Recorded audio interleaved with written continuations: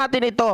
Yung sinabi ni dating Pangulong Duterte na si Sara Duterte, mga kababayan, ay mag-resign na po bilang isang Pangulo dahil naranasan naman na daw nito na ang tatay niya ay maging Pangulo at siya ay maging pangalawang Pangulo. Wag na dapat daw maghangad ng mas mataas pa. Mga kababayan, kayo, ano po ang tingin ninyo dito sa sinasabi ni Digong? Inililigtas niya lang ba ang tinatawag ni Jimmy Guban na Save the Queen na tatakbo sa 2028? Alam naman natin si VP Sara Duterte yung sinasabi niya eh. 'Di ba? Na Save the Queen. Dahil kung magre-resign si Sara Duterte, pwede pa po siya na tumakbo. Pero pag siya po ay may impeach, kahit in any position ay hindi na po siya pwedeng tumakbo. Ang ginagawa ba ni Digong ngayon ay dahil gusto niyang iligtas sa kahihiyan itong si Sara Duterte or iligtas at ihanda para sa 2028 election? Yan po ang pakinggan natin, mga ka-GP, no?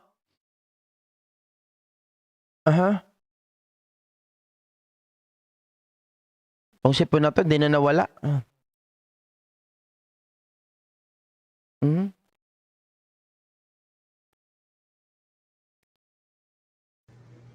Kung si Inday nakikinig, salamat ka na lang sa Diyos na ang tatay mo naging Oy, titiga, shout out pa. Shout out. Vice President. Bihirang-bihira yan ibigay sa isang pamilya. Bihirang-bihira yan sa ganun. Hindi lahat ng pamilya sa Pilipinas. Pasalamat na lang tayo. No, as fast as you can get out of politics. Maghanap buhay ka ng negosyo, basta mabuhay ka lang mabuhay. Dami ka naman nakurakot daw, di ba? Pag negosyo ka na lang. Diyan sa politika. Huwag kang mag-ambisyon na. Dahil Vice President ka na. Laki lang da Mayor, si ginaipit ug maayo si Inday karon to the point nga mo ginapitaan yung nagbikil para ma-impeach, no? Unsay ug naa kay reminder o pahimangno sa mga congressman nga gapaningkamot o gaduot sa iyaha. Unsay ibuhang reminder? Ikaw kay lamang kan Inday. Wala. Si Inday pumasok ng politika. You have to navigate yourself in the sea of politics.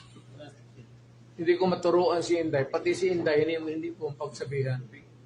Hindi na kikinig sa akin yan. O, so matigas ang ulo talaga. Spoiled brat.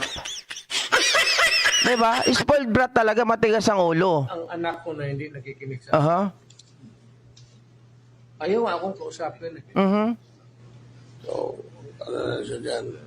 Kampi sa nanay niya. Ay, hindi naman sa pang-ano, pero yung ano ni Inday, mas makinig yung sa nanay. Hindi sa akin. Okay. Pag-usapan natin to mga ka-GP Natics. Kung papansinin po ninyo, dahil nga po ang nangyayari ngayon, lahat lumalabas na. Sabi ni Albert Banlasan, ang gobyerno daw ngayon magnanakaw. Oo naman. Naniniwala ako dyan. Kasi si Sara nagnanakaw di ba? Si Sara, biruin nyo mga kababayan, gamit niya ang pangalan ni Mary Grace Piatos. Gamit niya ang tawag dito, ang resibo ng AFP just to justify the expenses at mapunuan yung 125 million na ginastos in 11 days. So naniniwala talaga ako, magnanakaw. Diba? Fraudulent activities yan. Tama ka, Albert Banlasan. Diba? Oh. Nasaan na ang 51 billion ni Pulong? Wala na rin napuntahan. Ano pa? O nasaan na yung pinambili nila ng yung mga barko? Di ba dapat brand new? Walang hiya. Ang laki ng gastos, bilyon-bilyon. Tapos, ang dumating sa atin, mga kababayan, segunda mano nung panahon ni Digong.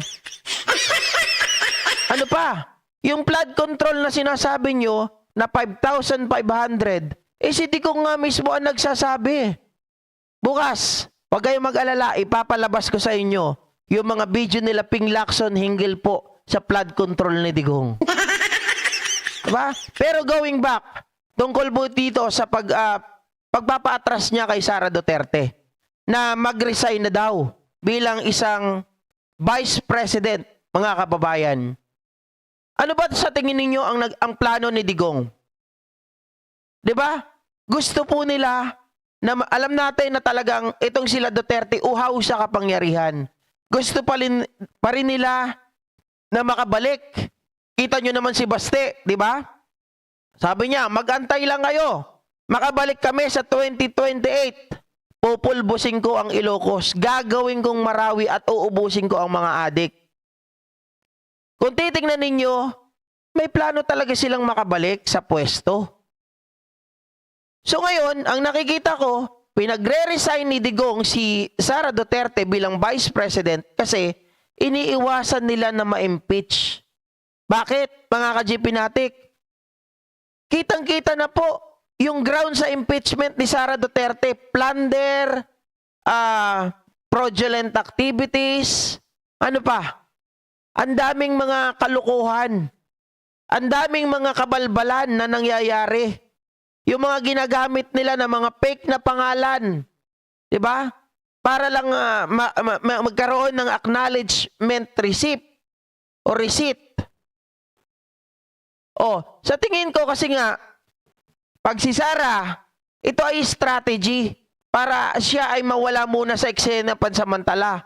2025 pa lang ngayon, 2028 ang next election. Kung siya ay magre-resign, mananahimik yan pansamantala.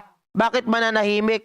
Para hindi na naman mapokus sa kanya yung mga balita ngayon at kasiraan. Dahil yung ginawa niya nung nakaraan na pagpapa-press conference, actually, nag-meltdown siya ng todo. At para makaiwas na siya maging hot topic, kailangan siya mag-resign. At pag nag-resign, yun yung medyo kahit papano maglalaylo itong mga to. Pag nag-resign siya, of course, mga kababayan, hindi siya may impeach. Yun ang inaiwasan nila na ma-impeach. Kasi pag na-impeach, local or any national position, hindi na makakahawak si Sara. Pero kapag siya ay nag-resign, mga ka-GPnatics, ang gagawin lang yan, magpapahinga at pagdating ng 2028, bigla yan babakbak at babalik yan sa politika. Maniwala po kayo. Ang ginagawa ni Digong ngayon, 2 birds in 1 stone.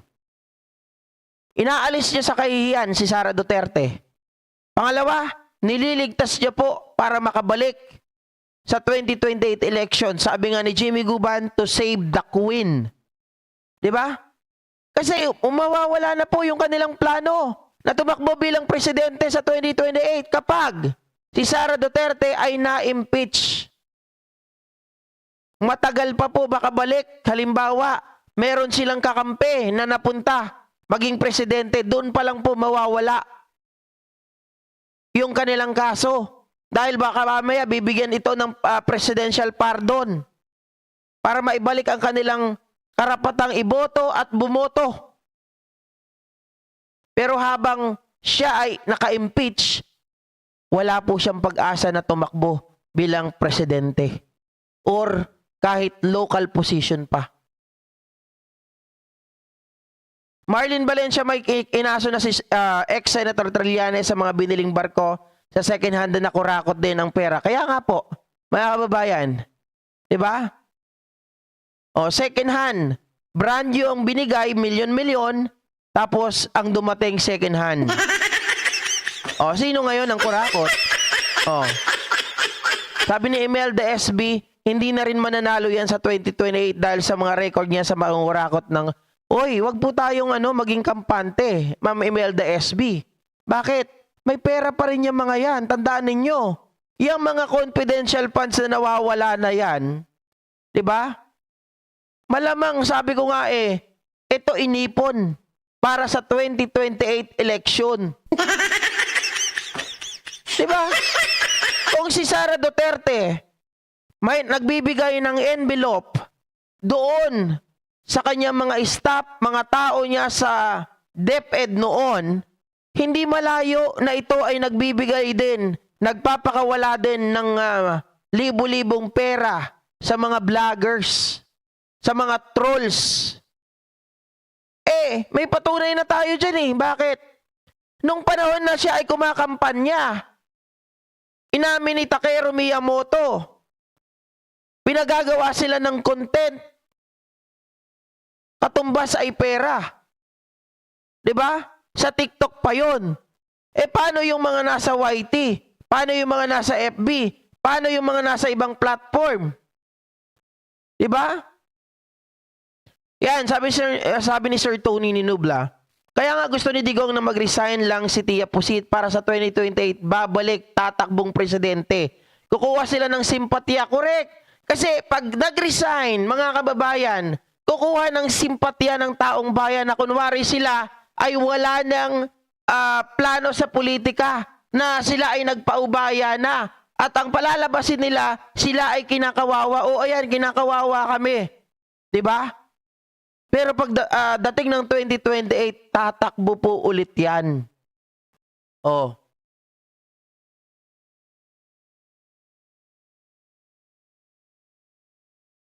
Sabi ni Arman Raquinho, palayain nyo na, huwag kayong kumapit. Kanino po? Sinong palalayain? Tandaan po natin, Sir Arman, nasan po kayo? Nasa ibang bansa? Alam ko, pro-admin si Sir Arman. Kaya lang po, mga ka-GPnatics, kung naranasan natin na nagkaroon ng 30,000 casualties, more or less, noong panahon ng war on drugs, sa panahon ni Digong, kay Sara mas malupit. Tandaan nyo po yan. Nakita nyo naman ang pagiging spoiled brat. Kahit sa harap ng media, binabanatan, binubugbog. Lalaki pa yun. Diba? Nakita nyo naman sa harap ng media, sinasabi gustong putulan ng leeg ang ating Pangulo.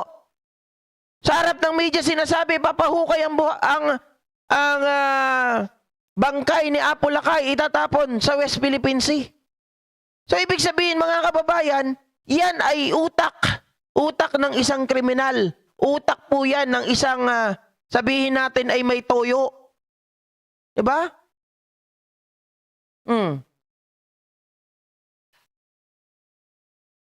Diba sa Sir Rani Sierra? Gamitin yung nangyayari dyan sa Committee on Good Governance para i-impeach na si Sara. And I'm looking forward na sinasabi naman ni Congressman Chua ay darating na. No, inahanda na nila yung gagawing impeachment para kay Sara Duterte. Dahil nga po dyan sa ginagawa na pagwaldas at paggamit ng iba-ibang mga acknowledgement receipt, resibo din ng AFP, resibo ng kung sino-sinong tumanggap ng mga pangalan, na hindi naman po ma-justify. At ang matindi pa nito sa sobrang haba po ng ibinigay sa kanila na pagkakataon, 6 na buwan para masagot lahat at maipakita ang dokumento, yung pagko-consolidate po, kung susundin yung kanilang mga ibinigay na resibo, sobra-sobra po yung resibo. So, ibig sabihin, mga kababayan, hindi na nila ma-itemize ng tama. Hindi na nagtatali, sobra-sobra na yung kanilang ipinapakitang resibo. Ibig sabihin, ito ay hinabol lang nila. Sasabihin, ito na lahat. Ayan na, wag na kayong umangal. Nasagot na namin, ito lahat ng mga nagastos namin. Pero ang totoo, paulit-ulit lang yung kanilang mga pinapakitang resibo, kaya sumusobra na. Diba?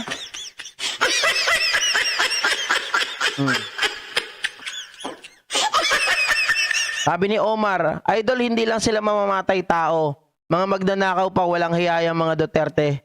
Sila pa ang tunay na drug lord. Diba? Mars Wiji, i-impeach na lang si Sara. Ako, maganda dito, bukod sa i-impeach, kasuhan din. Diba? Impeach at kasuhan. Para maranasan naman nila yung mga nararanasan ng ibang tao na pinaglaruan nila. Diba? Ay, galingan ko para dagdagan. Huwag kang mag-alala. Sa araw-araw na ginagawa ko na ganito, Albert Banlasan, tumataas talaga yung sahod ko. Ang bait kaya ni YouTube, magbigay ng pasahod. Biruin mo, ilang araw pa lang, adjust pa lang ngayon, meron na akong ipon. Diba? Ang bait ni YouTube. Hindi ko kailangan ng sinasabi mo na bayad-bayad. Sino magbabayad sa akin? Diba? Ano ako, professional? Babayaran? Si YouTube lang sapat na sa akin. Oh. Sabi ni Elisa, mga vlogger ng DDS may pasobre at may pa-sponsor sila. Kaya nagpupursige silang mag-people power kahit nilalangan. Correct! Mga kababayan, ako nandito lang ako sa bahay, oh. Kikita ako. Oh. Ay, galing daw kay speaker ang sahod ko. Sige, pakita mo kung may resibo ka. Pakita mo saan pinadala. Pakita mo kung ano bang mode of payment, GCash ba yan, bangko ba yan. Tapos sabihin mo kung kailan pinadala, magkano yung ipinadala. Pag nabigay mo, punta ka sa akin, bigay ko yung address. Sabihin mo sa akin, sasamahan kita, kukunin natin, bibigay ko sa'yo lahat. Diba? O, ayan na, tama na yon. Hindi ko napapansinin yung mga walang kwenta mong argumento. Anyway, mga kababayan, sana po, etong ginagawa o pinapakita ni Digo ngayon na hinihimok niya si Sara Duterte na mag-resign, bago sana gawin niya yon, mahatulan na o i-impeach na itong si Sara Duterte. Kasi tayo po, nag-aalala rin sa ating mga buhay. Sabi ko nga, kung si Duterte malupit na, tingin ko mas malupit pa itong si Sara Duterte kasi ganun siya kay spoiled brat. Diba? Oh. Tama, Cheryl St. Mary, kung walang resibo, fake news. Yan ay paninirang puri lamang. Diba? Oh.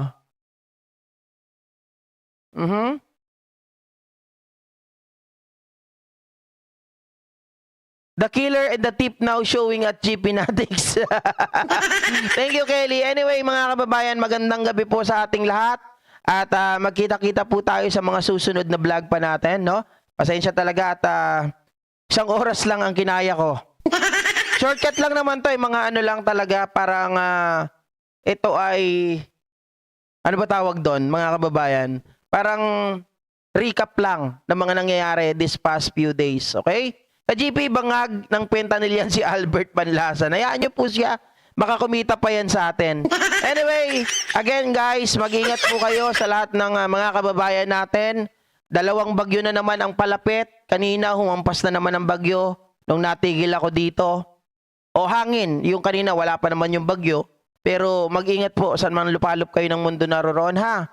At lagi po, huwag kakalimutan, magdasal po tayo sa ating Panginoong Diyos na sana lahat ng problema na to ay matagalan ng ating Pangulo, matagalan po ng mga kababayan natin na sumusuporta sa bansa natin, at sana po sa mga tao dyan, maging maliwalas at malinaw na ang inyong pag-iisip na sa oras ng sakuna, iwasan nyo po ang pagbabangayan. At dapat tayo ay magtulungan dahil hindi naman po, mga kababayan, yung mga tinitingala natin na mga kandidato, diba? Hindi yan ang bubuhay sa atin, bagkus ang ating mga sarili. Kaya kung tutulong sila sa atin, i-take nyo po. Okay? Huwag nyo na pong gamitan o huwag nyo na pong, yung iba kasi sinasabi nila, namumuliti ka. Sabi ng iba, kunin nyo lang ng kunin kung kailangan ninyo eh. Diba? Kung kailangan ninyo, kailangan natin yan. Lalo tayo pag nasalanta, magpasalamat na lang po tayo. Huwag na tayong kumwestiyon. Okay? So thank you once again guys. Good night.